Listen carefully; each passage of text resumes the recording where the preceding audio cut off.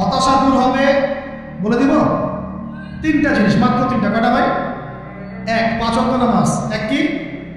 নামাজে আপনি ওযু করে সিজদা দেন, ইনশাআল্লাহ আপনার মনে প্রশান্তি না আসলে আমাকে এসে বলেন যে আসে। চোখের পানি, মনের আবেগ যা আছে আপনার ভিতরে, কষ্ট, দুঃখ, যন্ত্রণা, সব আল্লাহকে ঢেলে দিবেন। নিজের আবেগ ধরে রাখবেন এখানে, আপনি আল্লাহর জন্য ঢেলে দিবেন। মানুষকে আবেগ দেখা কি না? মানুষ আপনার চোখের পানির মর্ম বুঝবে? মানুষ কি মানুষের চোখের পানির মর্ম বোঝে? আপনার পিতা যদি মারা যায়, আমার কাছে এসে দোয়া চান, কান্নাকাটি করে, আমি দোয়া করতে পারবো, কিন্তু আমি কিন্তু আপনার ফিলিংসটা বুঝতে পারবো না। আপনার অনুভূতি কে বুঝতে পারবেন? আল্লাহ পাক আপনার ঘাড়ের রগের চেয়ে কাছে আছে। সুবহান সুবহান, আল্লাহ পাক ঘাড়ের রগের চেয়ে কাছে আছে। গতকালকে বাংলাদেশের একজন বড় আলেমের সাথে একটা কনফারেন্সে ছিলাম। উনি বলছিলেন যে এক ব্যক্তি, এটা শোনেন, এক ব্যক্তি খুব তার শখ যে তিনি সাহাবীদের মতো নামাজ পড়া শিখবেন। কথা বুঝতে পারছেন? সাহাবীদের মতো নামাজ শিখবেন। তো একজন বড় আলেমের কাছে এসেছেন, এসে বলছেন যে আমাকে সাহাবীদের মতো নামাজ শিখিয়ে দেন। তখন সেই আলেম আরেকজন আলেমের সন্ধান দিয়েছে, যা তুমি তার কাছে যাও, তিনি শেখাবেন। তো সেই ব্যক্তি একটু অবাক হয়েছেন, কারণ যাকে প্রশ্ন করেছিলেন তিনি অনেক বড় মুহাদ্দিস, আর যার কাছে পাঠানো হচ্ছে তিনি অত বড় মুহাদ্দিস নন, কিন্তু আবেদ, আমল করেন। তাকে গিয়ে বলছেন উনি আমাকে পাঠিয়েছেন সাহাবীরা নামাজ শিখিয়ে দেন। তখন তিনি বলছেন ঠিক আছে, সুন্দর করে ওযু করে আসো, সুন্দর করে ওযু করে আসো। ওযু করার সময় খালি খেয়াল রাখবা যে আমি ওযু করছি শুধু আল্লাহর সন্তুষ্টির জন্য। কি খেয়াল রাখবেন? ওযু করছি শুধু আল্লাহকে রাজি খুশি করার জন্য ওযু করছে, আর কোনো উদ্দেশ্য নাই আমার। ওযু করতে যাচ্ছেন তিনি, আবার বলছেন দাঁড়াও, শুধু আল্লাহকে রাজি খুশি করার জন্য ওযু করো। আবার শুরু করছেন, আবার বলছেন শোনো, শুধু আল্লাহকে রাজি খুশি করার জন্য ওযু করো। এভাবে বলতেই আছেন, নামাজে দাঁড়িয়েছেন, দাঁড়ানোর আগে বলছেন শোনো, শুধু আল্লাহকে রাজি খুশি করার জন্য নামাজ পড়ো। বলতেই আছেন। এক পর্যায়ে সে ব্যক্তি নামাজ শুরু করলো, নামাজের মনোযোগ এদিক ওদিকে যায়, আর তার মাথায় এটা আসে, এই শুধু আল্লাহকে রাজি খুশি করার জন্য আমাকে নামাজ পড়তে হবে, শুধু আল্লাহকে রাজি খুশি করার জন্য নামাজ পড়তে হবে। এই চিন্তা তার মনের মধ্যে ঘুরপাক খাচ্ছে।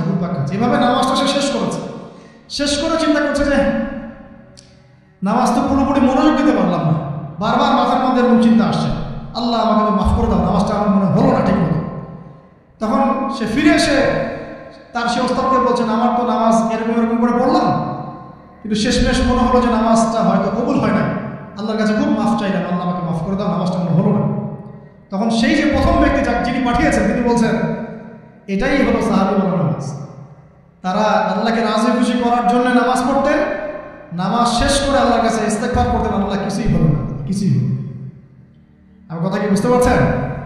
অতএব আল্লাহকে রাজি খুশি করার জন্য আপনি আপনার আবেগ, আপনার ইবাদত সব ফেলে দিন, অন্য কারো কাছে কিছু পাওয়ার আশা করেন। আমাকে আল্লাহ পাঠিয়েছেন দুনিয়াতে নামাজ পড়তে, রোজা রাখতে, দিনের প্রচার করতে, দিনের জ্ঞান অর্জন করতে, এই তো।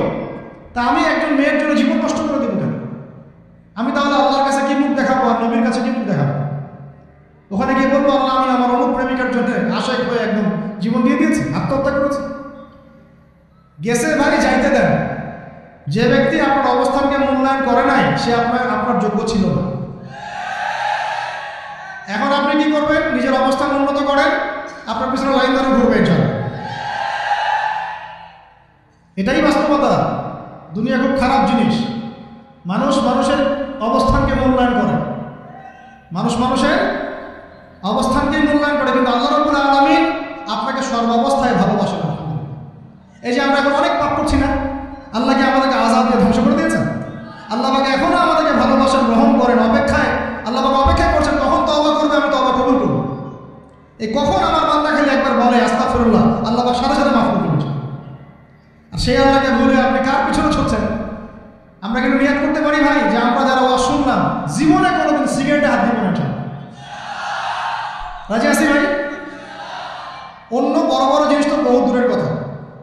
আচ্ছা, অনেকে রাজি হয় না কেন? আপনারা কি অলরেডি আসক্ত? আমি অনেক ভাইকে দেখেছি মাশাআল্লাহ ইফতার খুলেই একদম মেনশন টানা শুরু করে। হ্যাঁ, এটা যে হারাম আপনাদের কেউ ওয়াজ করে শোনায় নাই? এটাকে কি মনে করেন আপনারা, হারাম না হালাল? বনু ইসরাঈলকে এই কাজগুলো করতে নিষেধ করেছেন। কোন কোন কাজ? জেনা করো না, জেনার কাছে যেও না, এতিমের মাল আত্মসাৎ করো না, শিরক করো না ইত্যাদি। যারা আলেম আছেন তারা আমার কথা বুঝবেন। এই কাজগুলোর পরে আল্লাহ পাক বলছেন যে এই কিসের? অপছন্দ।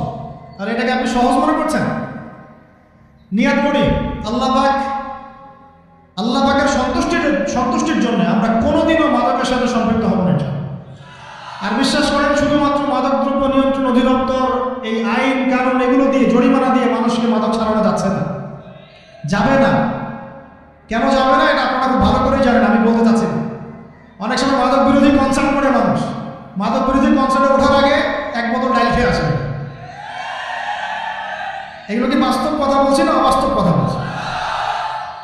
আমাদের যুবক ভাইরা পশ্চিমকালও মাদকের ধার কাছে যাবেন না। একটা হাদিস খালি মনে রাখেন, এই হাদিসটা মনে রাখেন। নবী সাল্লাল্লাহু আলাইহি ওয়াসাল্লাম বলেছেন, কেউ যদি মাদকদ্রব্য সেবন করে তার 40 দিনের নামাজ কবুল হবে। সিগারেট একটা খেয়েছি, 40 দিন নামাজ নাই। এরপর যদি সে তওবা করে আল্লাহ মাফ করে দেবে। আবার যদি মাদক খায় আবার 40 দিন কবুল হবে। যদি আবার তওবা করে আল্লাহ মাফ করে দেবে। আবারও যদি খায় আবারও 40 দিন কবুল হবে না, আবারও তওবা করলে আল্লাহ আবার মাফ করে দেবে। চতুর্থবার সে যদি মাদক খায়, আল্লাহ রাসূল সাল্লাল্লাহু আলাইহি ওয়াসাল্লাম বলেছেন, আল্লাহ পাক কিয়ামতের মাঠে তাকে তিনাতুল খাবাল পান করাবেন। কি পান করাবেন?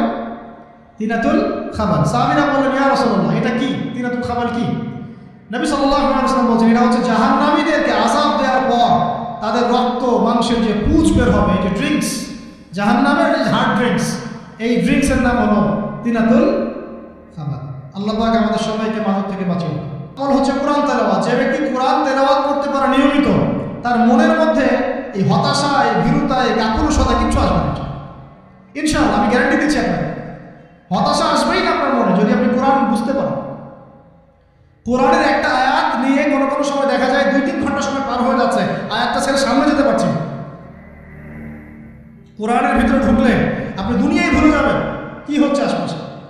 আমি এমন অনেক আলেমকে দেখেছি যে একটা বই, পাতলা একটা বই, আপনি বই নিয়ে পড়া শুরু করেছেন, ওই যে ফজরের পরে জোহরের রক্ত হয়ে যাচ্ছে, বইটাই শেষ করতে পারেন।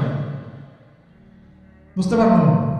যখন আপনি ইলমের ভিতরে ঢুকে যাবেন, কোরআনের ভিতরে, হাদিসের ভিতরে, আপনার দুনিয়ার খেয়ালই নেই। একজন আলেম, তিনি এক রাত্রে একটা বই লিখেছিলেন, ছোটি বই, এক রাত্রের মধ্যে। বলা হচ্ছে, তার সম্পর্কে বলা হচ্ছে যে রাতের খাবার তাকে দেওয়া হয়েছে, যে আপনি এটা খেয়ে নেন। খাবারটা পাশেই আছে, খাবারটা খাবো, এটা লিখে খাবারটা খাবো, এরকম তার চিন্তা ছিল। ফজর হয়ে গেছে, বই লিখাও শেষ, খাবার এই অবস্থায় পড়ে গেছে, ডুবে গেছেন ভিতরে, খাওয়ার মাথায় খেয়াল নেই। এরকম হয়। একজন মনীষী, বিখ্যাত মনীষী, রিয়াদুস সালেহীন কিতাবের রাইটার, সংকলক আল্লামা নববী রাহমাতুল্লাহ, এরকম সারা রাত চলে গেছে, পাশে 2টা খেজুর, ওই 2টা খেজুর খাওয়ারই সম্ভব।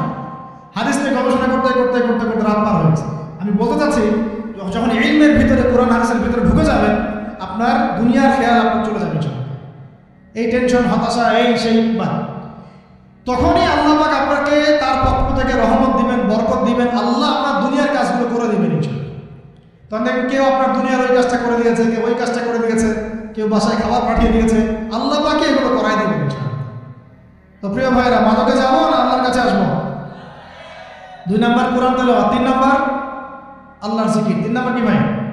আল্লাহর জিকির। চলতে ফিরতে সব সময় মুখ চলতে থাকবে, মুখ না চললেও মনে মনে মন তাজা থাকবে, মনে মনে জিকির হতে থাকবে। মনে মনে জিকির করতে পারেন, মুখ নড়বে না, কিন্তু মনে মনে আপনার একটা জিকির হতে থাকবে, সুবহানাল্লাহ ওয়া আলহামদুলিল্লাহ, লা ইলাহা ইল্লাল্লাহ, আল্লাহু আকবার। পারা যাবে? পারে। মানুষের মন কখনো চুপ করে থাকে না, কিন্তু মানুষের মন অলওয়েজ কিছু না কিছু চিন্তা করতেই থাকে, থাকে না, যতক্ষণ না ঘুমায় মানুষ। তো প্রিয় ভাইরা, বেশি বেশি জিকির করবো, সুবহানাল্লাহ, আলহামদুলিল্লাহ, লা ইলাহা ইল্লাল্লাহ, আল্লাহু আকবার, লা হাওলা ওয়ালা কুওয়াতা ইল্লা বিল্লাহ, এগুলো চলতে থাকবে। আল্লাহ পাক তৌফিক দান করুন। আমরা আমাদের সমাজে যুবকদেরকে এরকম টিকটকে দেখছি, অনলাইনে আসক্ত দেখছি, জেনায় আসক্ত দেখছি, পর্নোগ্রাফিতে আসক্ত দেখছি, আমরা দেখছি আমাদের যুব সমাজকে মাদকে আসক্ত, কিশোর গ্যাংয়ে আসক্ত। এইগুলো কি আমাদের কাম্য ছিল ভাই? আমাদের কাম্য ছিল? এই অবস্থায় কি যুব সমাজ আল্লাহ পাকের দ্বীনের পতাকা হাতে নিয়ে আল্লাহর জমিনে দ্বীন কায়েম করতে পারবে কিনা? একটা আমাকে উত্তর দেন দেখি। এখন এই অবস্থায় পারবে? অতএব অবস্থার উন্নতি করতে হবে কিনা? উন্নতির জন্য রাজি আছে কিনা ইনশাআল্লাহ? আমরা চাই কি আল্লাহ পাকের দ্বীনটা আল্লাহর জমিনে প্রতিষ্ঠা লাভ করুক, আল্লাহর দ্বীন সবার ঘরে ঘরে পৌঁছে যাক, আল্লাহ পাকের দ্বীনের যে সৌন্দর্য সবাই সেটাই এই সৌরভটা সবাই পাক, আমরা চাই কিনা? সমাজে শান্তি প্রতিষ্ঠা হোক, আবার সেই রাসূলের মতো যুগ চলে আসুক, আমরা চাই কিনা? অতএব আমাদের সবাইকে যৌবনের এই প্রলোভনগুলো থেকে বেরিয়ে এসে আল্লাহ পাকের ইবাদতে আত্মনিয়োগ করতে হবে। আল্লাহ পাক আমাদের সবাইকে তৌফিক দান করুন, বলি আমিন। আমাদের সবাইকে আল্লাহ রাব্বুল আলামিন কুরআন এবং হাদিসের গভীর জ্ঞান অর্জন করার তৌফিক দান করুন, বেশি থেকে বেশি ইবাদত করার তৌফিক দান করুন। আল্লাহ পাক সবাইকে হারাম সমস্ত রিজিক থেকে বাঁচিয়ে রাখুন, জিনা, ব্যভিচার এবং নারীর ফিতনা, মাদক থেকে আল্লাহ বাঁচিয়ে রাখুন। আল্লাহ পাক আমাদের সবাইকে হালাল রিজিক, হালাল সম্পর্ক যথেষ্ট করে দিন। আল্লাহ পাক আমাদের সবাইকে যেন দিনের দাওয়াতের মেহনত করার তৌফিক দান করেন এবং আলেম ওলামার সাথে পরামর্শ করে দিন শেখার এবং বোঝার তৌফিক দান করেন। যুবতী দিনী বোনদের জন্য, এখানে বোনরা আছেন না? আছেন কি না? দিনী বোনরা আছেন? একটা নসিহত দিনী বোনদের জন্য আমি একটা নসিহত করতে চাচ্ছি। একটা নসিহত, আমার একটা নসিহত একটু মন দিয়ে শুনুন প্রিয় দিনী। রাসূলুল্লাহ সাল্লাল্লাহু আলাইহি ওয়াসাল্লাম আমাদের দিনী বোনদের জন্য জান্নাতে যাওয়ার একটা ফর্মুলা বলে দিয়েছেন। আমি কি বলবো সেটা? আচ্ছা, রাসূলুল্লাহ সাল্লাল্লাহু আলাইহি ওয়াসাল্লাম বলেছেন আমাদের দিনী বোনেরা, আমাদের মায়েরা, এই নারী জাতি মাত্র 4টা কাজ করলে জান্নাতের যে কোনো দরজা দিয়ে ইচ্ছা প্রবেশ করতে পারবে। খুশি হন না? কয়টা কাজ? মাত্র 4টা। এক, যদি আমাদের দিনী বোনেরা 5 ওয়াক্ত নামাজটা ওয়াক্ত মতো পড়ে, আল্লাহ পাক তৌফিক দান করুন, বলি আমিন। 2 নাম্বার, যদি তারা রমাদান মাসের রোজাটাকে ঠিক মতো আদায় করতে পারে। 1 নাম্বার 5 ওয়াক্ত নামাজ ঠিকঠাক আদায় করা, 2 নাম্বার রমজান মাসের সওম রাখা, 3 নাম্বার তাদের লজ্জাস্থানের হেফাজত করা, মানে শরঈ পর্দা মেনটেন করা, শরঈ পর্দা মেনটেন করা। এবং আমি বলে দেই, চেহারাটা আপনাদের পর্দার অন্তর্ভুক্ত। এটা নিয়ে অনেক বাকবিতণ্ডা হয় না সমাজে, চেহারা দেখানো যাবে কি যাবে না ইত্যাদি। চেহারা আপনার পর্দার অন্তর্ভুক্ত বিষয়, ফুল স্টপ। এর উপরে ফতোয়া অনেকভাবে দিচ্ছে, কিন্তু বড়েন ওলামায়ে কেরামের কিতাবগুলো ঘাটাঘাটি করেন, তাদের ফতোয়া হচ্ছে চেহারা আপনার পর্দার অন্তর্ভুক্ত বিষয়, চেহারা ঢেকে রাখবেন, আল্লাহ পাক তৌফিক দান করুন। চোখ থাকবে খোলা, ঠিক আছে। 4 নাম্বার, স্বামীর আনুগত্য করতে হবে। স্বামীর আনুগত্য, এই যে আনুগত্য শব্দ শুনলেই মানুষের একটা মানে নেগেটিভ ধারণা তৈরি হতো। স্বামীর আনুগত্য মানে কি আমি তার দাসত্ব করবো? আনুগত্য মানে, প্রিয় দিনী বোন, আনুগত্য মানে দাসত্ব নয়। আনুগত্য মানে কোরআন সুন্নাহর যে বিধানগুলো আপনার স্বামী আপনাকে পালন করতে বলবে, আপনি সেগুলো করবেন, আপনি করতে বাধ্য। কিন্তু স্বামী যদি কোরআন সুন্নাহর বাইরে কিছু করতে বলে, সেটা মানতে আপনি বাধ্য নন। স্বামী যদি আপনাকে বলে যে সুদ খাও, এই সুদী এনজিওতে আসুন, আপনি খান। স্বামী যদি আপনাকে বলে যে আসো বেপর্দায় বাইরে যাই, সাজুগুজু করে বের হও, চলো ঘুরে আসো বেপর্দায়। স্বামী যদি বলে দেবরকে একটু খাবারটা দিয়ে আসো, আমার অফিসের কলিগ আসছে, খাবার পরিবেশন করো, আসো ডাইনিংয়ে আসো, এই যে হারাম কাজ বেপর্দার আদেশ করছে, সুদের আদেশ করছে, আপনি সেগুলো পালন করুন।